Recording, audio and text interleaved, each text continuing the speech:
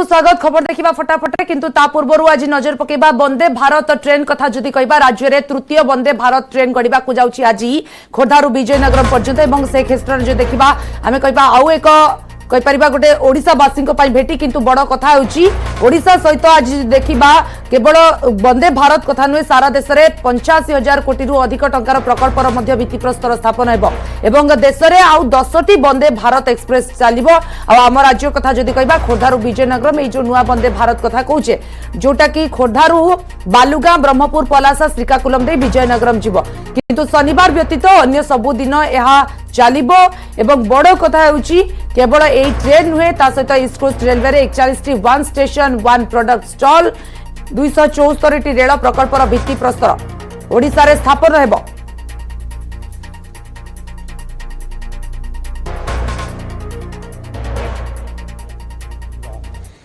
Dedicated freight corridor के इस operation control centre में आधुनिक टेक्नोलॉजी का उपयोग हुआ है। भविष्य की रेलवे की झलक इस फ्रेट कॉरिडोर के कंट्रोल सेंटर में दिखाई देती है। इस एक अकेले कंट्रोल सेंटर से 1,500 किलोमीटर के फ्रेट कॉरिडोर को एक ही जगह से संचालित किया जाएगा।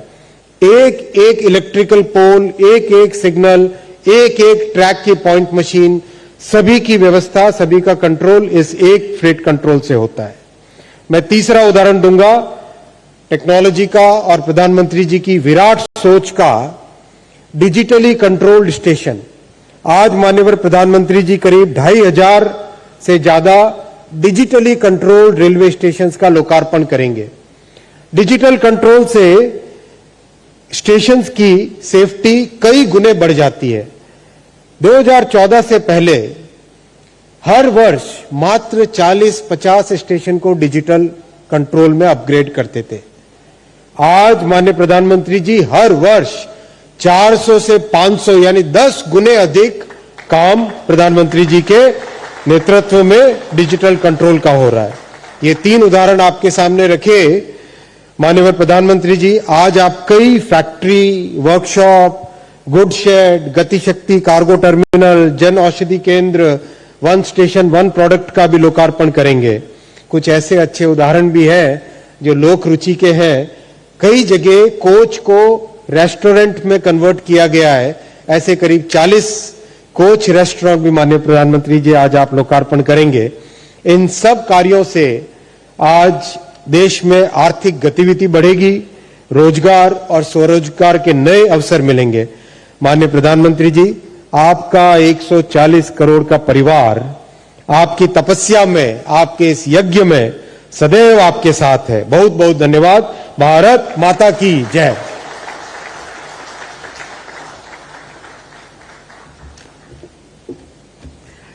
धन्यवाद आदरणीय रेल मंत्री महोदय। मान्यवर, आज माननीय प्रधानमंत्री श्री नरेंद्र मोदी जी के कर कमलों द्वारा कई महत्वपूर्ण परियोजनाओं का राष्ट्र को समर्पण एवं शिलान्यास होने जा रहा है। अब हमारा माननीय प्रधानमंत्री श्री नरेंद्र मोदी जी से विनम्र निवेदन है कि अपने कर कमलों से रिमोट का बटन दबाकर पट्टिकाओं का अनावरण कर विकास परियोजनाओं का शिलान्यास एवं लोकार्पण करें।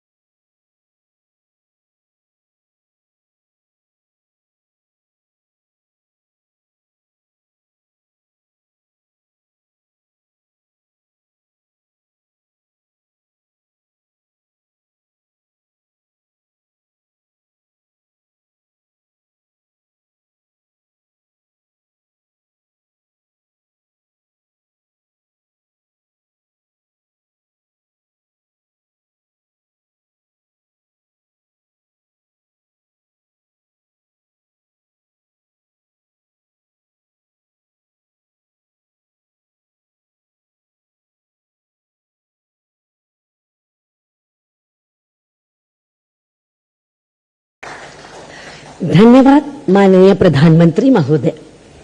अब प्रस्तुत है आज के समारोह में लोकार्पित एवं शिलान्यास की गई महत्वपूर्ण परियोजनाओं के बारे में जानकारी दर्शाती हुई एक लघु फिल्म। आज तेजी से बदल रहा है भारत। वर्ष 2047 तक विकसित भारत के मिशन को पूरा करने के लिए बीते 10 वर्षों से रखी जा रही है मजबूत भारत की नींव, और यह सब संभव हुआ है देश के यशस्वी प्रधानमंत्री श्री नरेंद्र मोदी जी की दूरदर्शी विजन के कारण। वर्ष 2014 के बाद से मोदी सरकार द्वारा देश की बुनियादी ढांचे के विकास में अभूतपूर्व निवेश किया गया है और देश के हर हिस्से में किया गया है अत्याधुनिक इंफ्रास्ट्रक्चर का निर्माण। पिछले 10 वर्षों में किया गया है भारतीय रेल की विकास परियोजनाओं में 12 लाख करोड़ रुपए से अधिक का रिकॉर्ड निवेश। भारतीय रेलवे आज एक बहुत बड़े ट्रांसफॉर्मेशन के दौर से गुजर रही है। इस दशक के अंत तक भारतीय रेलवे का पूरी तरह कायाकल्प होने जा रहा है। इसी क्रम में प्रधानमंत्री जी द्वारा आज देशवासियों को दी जा रही है 85,000 करोड़ रुपए से अधिक की रेल परियोजनाओं की सौगात। जिन रेल परियोजनाओं का आज शिलान्यास और राष्ट्र को समर्पण किया जा रहा है, उनमें शामिल है नई rail line, multi tracking, electrification, cargo terminal और डेडिकेटेड फ्रेट कॉरिडोर से जुड़ी परियोजनाएं। प्रधानमंत्री जी आज 10 नई वंदे भारत, 4 वंदे भारत ट्रेनों का विस्तार, 2 नई पैसेंजर ट्रेन एवं 6 राज्यों के डीएफसी पर चलने वाली विशेष मालगाड़ियों का कर रहे हैं हरी झंडी दिखाकर शुभारंभ। इनके संचालन से देशवासियों को मिलेगा तेज और आरामदायक सफर का अनुभव एवं माल ढुलाई को मिलेगी अभूतपूर्व गति। माननीय प्रधानमंत्री जी आज राष्ट्र को समर्पित कर रहे हैं डेडिकेटेड फ्रेट कॉरिडोर का new Makarpura new Gholvad section और न्यू खुर्जा सानेहवाल सेक्शन। साथ ही कर रहे हैं वेस्टर्न डेडिकेटेड फ्रेट कॉरिडोर के ऑपरेशन कंट्रोल सेंटर का लोकार्पण। प्रधानमंत्री जी के मार्गदर्शन में बीते वर्षों में देश में 2500 किलोमीटर से अधिक डेडिकेटेड फ्रेट कॉरिडोर का निर्माण किया जा चुका है और आज यह बन चुके हैं देश की समृद्धि के कॉरिडोर।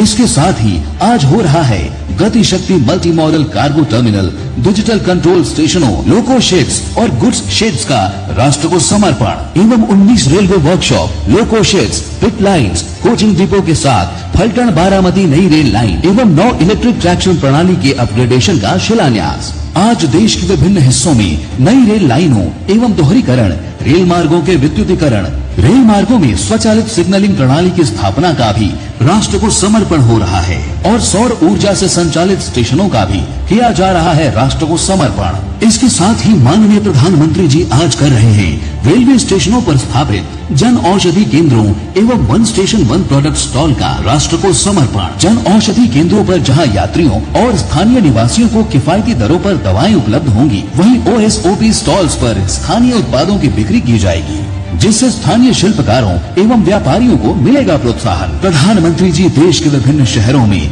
रेल कोच रेस्टोरेंट को कर रहे हैं राष्ट्र को समर्पित, जहां रेल यात्री और स्थानीय लोग लजीज व्यंजनों का उठा सकेंगे आनंद। पूरे देश के सर्वांगीण विकास का जो महाअभियान माननीय प्रधानमंत्री जी चला रहे हैं, उसमें ये रेल परियोजनाएं मील का पत्थर साबित होंगी। इन परियोजनाओं से सिद्ध होता है विकसित भारत के लिए मोदी सरकार का संकल्प, यानी मोदी सरकार की गारंटी।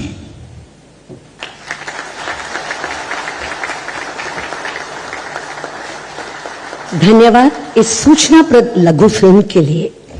अब हमारा माननीय प्रधानमंत्री श्री नरेंद्र मोदी जी से विनम्र निवेदन है कि 10 नई वंदे भारत एक्सप्रेस ट्रेन सहित 4 वंदे भारत एक्सप्रेस ट्रेनों के यात्रा विस्तार, अन्य रेल सेवाओं एवं डेडिकेटेड फ्रेट कॉरिडोर की मालगाड़ियों को हरी झंडी दिखाकर शुभारंभ करें।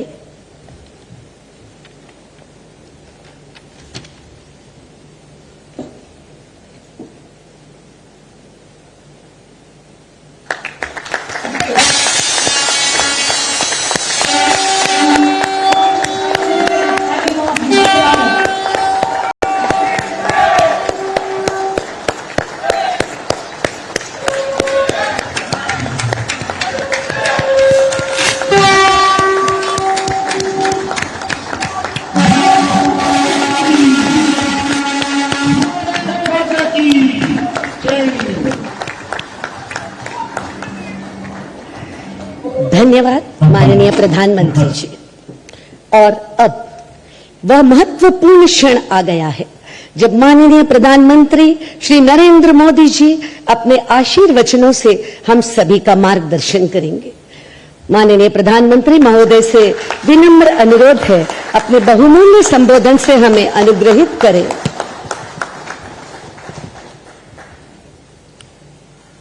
गुजरात के गवर्नर आचार्य श्री देवव्रत जी, गुजरात के लोकप्रिय मुख्यमंत्री श्रीमान भूपेंद्र भाई पटेल, कैबिनेट में मेरे साथी रेल मंत्री श्री अश्विनी वैष्णव जी, संसद में मेरे सहयोगी और गुजरात प्रदेश भारतीय जनता पार्टी के अध्यक्ष श्रीमान सी.आर. पाटिल और देश के कोने कोने से जुड़े सभी गवर्नर श्री, आदरणीय मुख्यमंत्रीगण, सांसदगण, विधायकगण, मंत्रीगण, और मैं स्क्रीन पर देख रहा हूं मेरे सामने 700 से ज्यादा स्थान पर वहां के सांसद के नेतृत्व में, वहां के मंत्री के नेतृत्व में लाखों लोग आज इस कार्यक्रम में जुड़े हैं।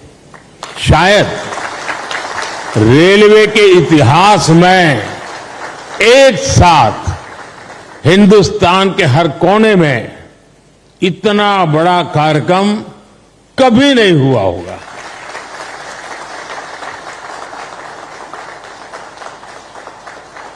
सौ साल में पहली बार हुआ ये कार्यक्रम होगा। मैं रेलवे को भी इस भव्य आयोजन के लिए बहुत बहुत बधाई देता हूं।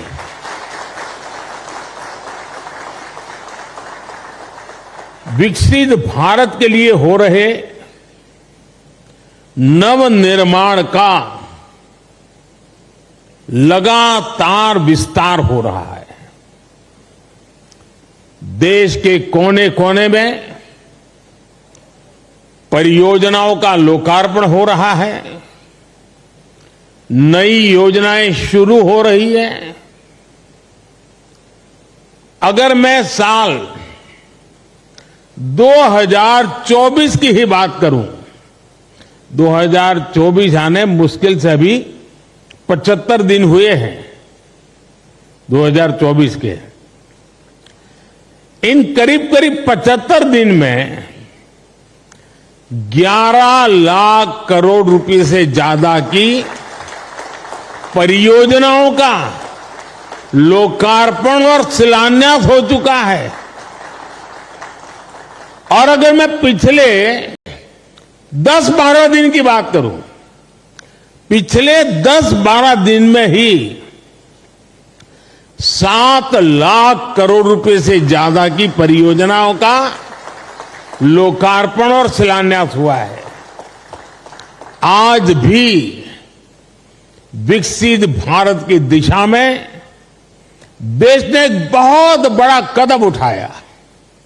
इस कार्यक्रम में अब यहां 1 लाख करोड़ रुपए से ज्यादा की परियोजनाओं का और लोकार्पण और शिलान्यास हुआ है। और आप देखिए, आज 85,000 करोड़ रुपए, 85,000 करोड़ रुपए से अधिक से सिर्फ और सिर्फ रेलवे के प्रोजेक्ट देश को मिले हैं।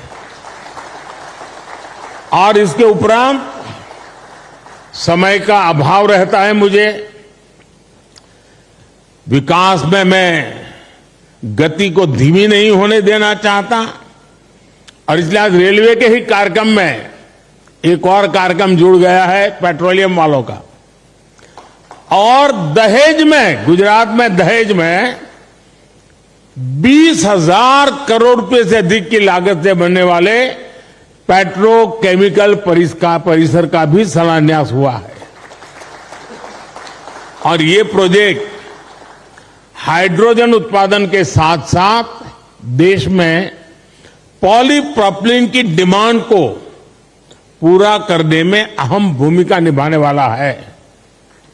आज ही गुजरात और महाराष्ट्र में एकता मॉल्स का भी शिलान्यास हुआ है। ये एकता मॉल्स भारत के समृद्ध कुटीर उद्योग, हमारे हस्तशिल्प, हमारा वोकल फॉर लोकल का जो मिशन है, उसको देश के कोने कोने तक ले जाने में सहायक होगा और उसमें एक भारत श्रेष्ठ भारत की नींव को भी मजबूत होते हम देखेंगे। मैं इन परियोजनाओं के लिए देशवासियों को बधाई देता हूं और मैं मेरे नौजवान साथियों से कहना चाहता हूं, भारत एक युवा देश है, बहुत बड़ी तादाद में युवा रहते हैं देश में। मैं खास तौर पर मेरे युवा साथियों से कहना चाहता हूं,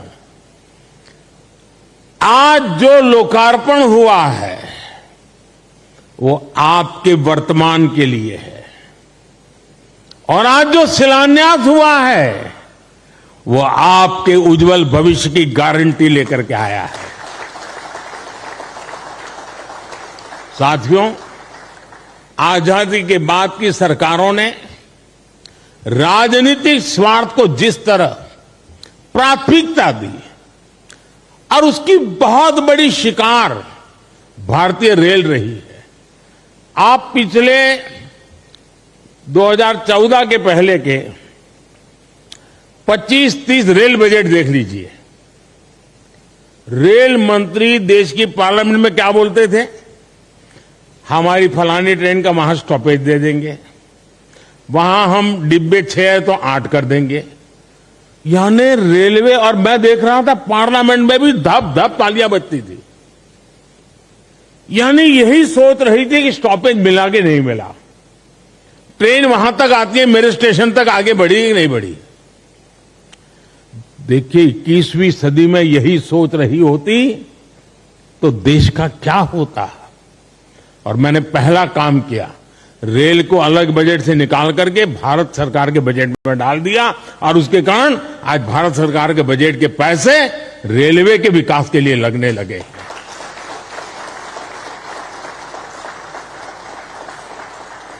पिछले दिनों देखा है इन दशकों में समय की पाबंदी, आपने हालत देखा है। ट्रेन पर मेन लोग ये नहीं देखने जाते थे किस प्लेटफॉर्म पर कौन सी ट्रेन है, लोग ये देखते हैं कितनी लेट है। यही कार्यक्रम है को घर से, क्योंकि उस समय मोबाइल तो था नहीं, स्टेशन पे जाकर के देखना कि भाई कितनी लेट है। रिश्तेदारों को कहते भाई रुके रहो, पता नहीं ट्रेन कब आएगी, वरना घर वापस जाकर के फिर आएंगे। ये रहता था। स्वच्छता की समस्या, सुरक्षा, सहूलियत, हर चीज पैसेंजर के नसीब पर छोड़ दी गई थी। 2014 में देश में आज से 10 साल पहले नॉर्थ ईस्ट के 6 राज्यों ऐसे थे जहां की राजधानी हमारे देश की रेलवे से नहीं जुड़ी थी। 2014 में देश में 10,000 से ज्यादा ऐसे रेल फाटक थे, 10,000 से ज्यादा, जहां कोई व्यक्ति नहीं था, लगातार एक्सीडेंट होते थे और उसके कारण हमारे होनहार बच्चों को, नौजवानों को हमें खोना पड़ता था।